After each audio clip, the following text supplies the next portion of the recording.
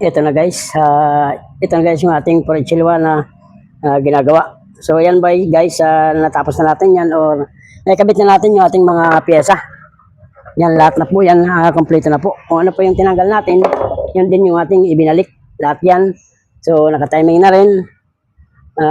Bali ito guys, papandarin na lang natin. At may tubig na rin yan.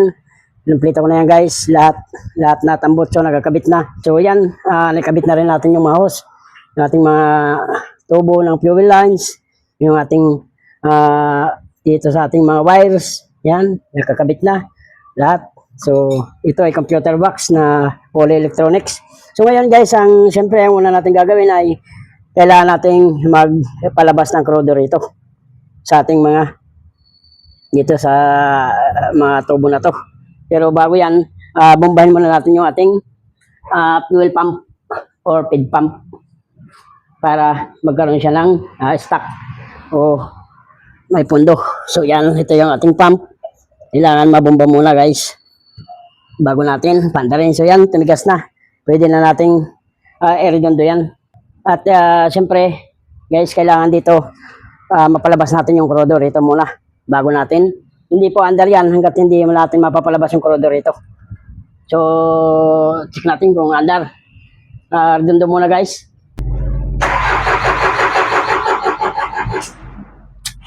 Kailangan may lumayan. So, may lumabas na po guys.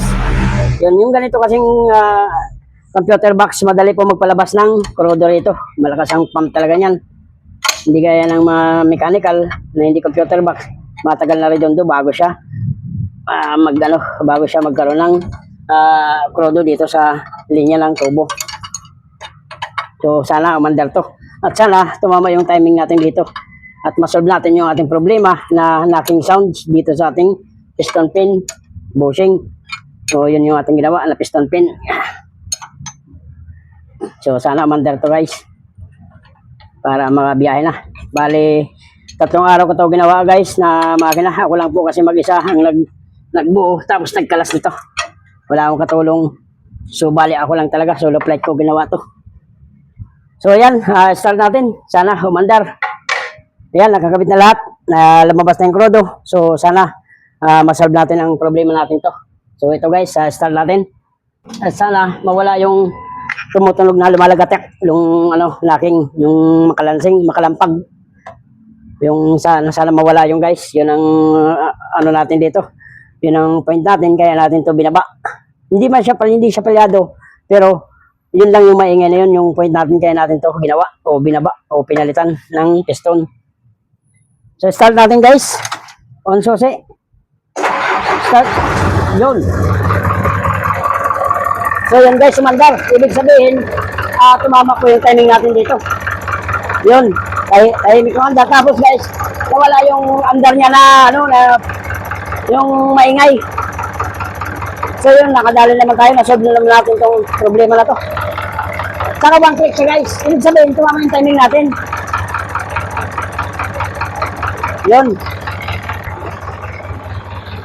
So yan guys, ang ganda ng andar niya. Matining, walang kalansing, hindi maingay. Talagang natamba na naman natin itong Porchel 1. Kasi guys, minsan pagbalik ka sa timing, naka-4 ka, hindi rin talaga andar yan.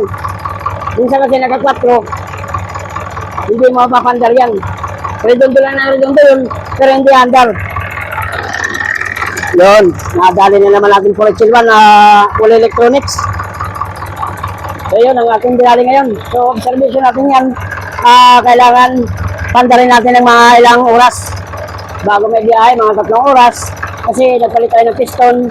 Yung bearing guys, hindi naman tayo nagpalit. Connecting rod bearing at saka main bearing, wala naman tayong pinalitan doon. Bali 2 piston, tapos yung ating piston pin bushing na 4. Bali ito yung guys, yung pinalitan ng piston. Bali 2 yung pinalitan natin piston. So yan yung piston na to, yung pinapalitan ko dito is number 4 and 3.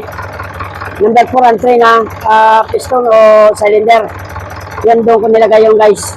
So yan, halata guys. So talagang gastado. Yun, gastado rin. So ngayon ang ginawa ko doon naman sa liner guys, ay hinunin ko lang yun. Parang pinatamaan ko lang siya para mawala yung konting gas-gas niya. Yun yung ginawa ko lang dyan. So, wala naman siyang usok guys. Bali ito, break in ng mga ilang oras, 3 oras guys. Ngayon sa last hapon na o gabi na, i-break in natin, hintayin pa na natin o abangan natin ito hanggang 3 oras. Para pag ginamit bukas ng driver, is wala tayong pangamba, na break in natin ng maayos para wala tayong pag-aalala. 3 oras break in. So yan, Rachel 1. Punta tayo dito guys, sa likod, walang kausok-usok. Yun, ayan yung kanyang tambutso guys. Walang kausok-usok ko. Yun oh. Yan yung ating mga bagong unit guys, 10 piraso yan na na Cummins. Yan, mga bagong unit yan. Mga bagong bili ni boss. Ayan oh. M4.2 Cummins Tornado. Yun, mga bago yan guys. Mga bago nating unit. So yun, ang ating niladali. Nakatsamba na naman tayo dito. Yan, nabot akong gabi. Ang kailangan kasi matapos. Yan lang guys. Bali ito ang gagawin ko bukas. Ito naman yung kasunod ko. Cylinder head lang naman to. Magpapalit ako ng cylinder head gasket dito. Yun lang ang gagawin ko rito. Wala namang iba. So madali lang to. Kaya yung mga ganito, hindi computer box. Madali na lang gawin yan. Bali wala na lang mga ganyang trouble, overheat. Bali wala ito yung computer box kasi guys medyo mahirap. Talagang medyo madugo. Kailangan matatandaan o tandaan kung anong gagawin para hindi magkaloko-loko. Yan mga wiring, so unang-una, ingatan. Yan ang kailangan pag mga ganito. Yan, ganda ng andar niya. Tining. Walang kalakalampag.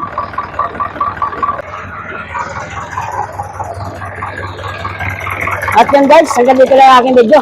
Maraming salamat po sa panonood ng aking mga ginagawang videos, mga ina-upload ko, mga ginagawang magina. Maraming salamat po sa panonood niyo sa mga vlog ko, mga pinapakita kong mga ina-upload. So hanggang dito lang ang aking video. Maraming salamat po sa panonood. Bye-bye po. Bye-bye.